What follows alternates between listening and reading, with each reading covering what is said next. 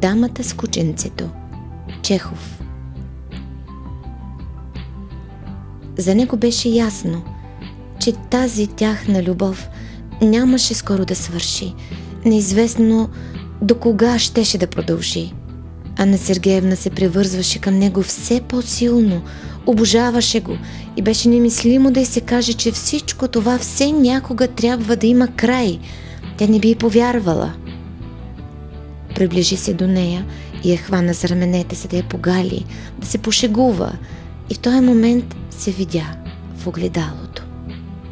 Косата му бе почнала вече да побелява и му се стори странно, че толкова се беше състарил през последните години, толкова бе съсипан.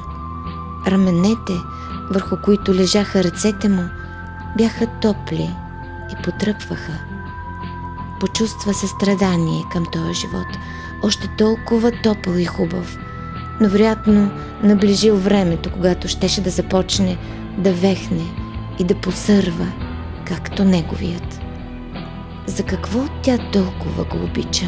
Той винаги бе изглеждал на жените не такъв, какъвто беше, и те обичаха не самия него, а човека, когато тяхното въображение рисуваше и когото жадно бяха търсили през целия си живот.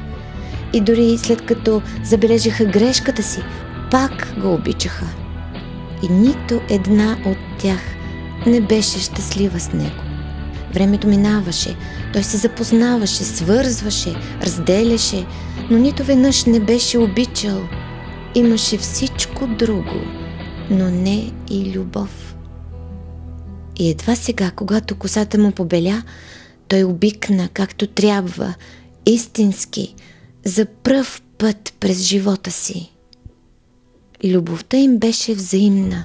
Двамата с Анна Сергеевна се обичаха като много близки, свои хора, като съпруг и съпруга, като нежни приятели.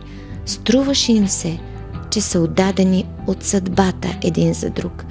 И беше непонятно, защо той бе женен, а тя омъжена.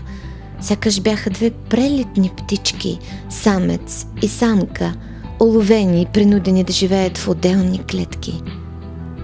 Простиха се взаимно онова, от което се срамуваха в миналото си. Прощаваха си всичко в настоящето и чувстваха, че любовта им ги беше променила и двамата.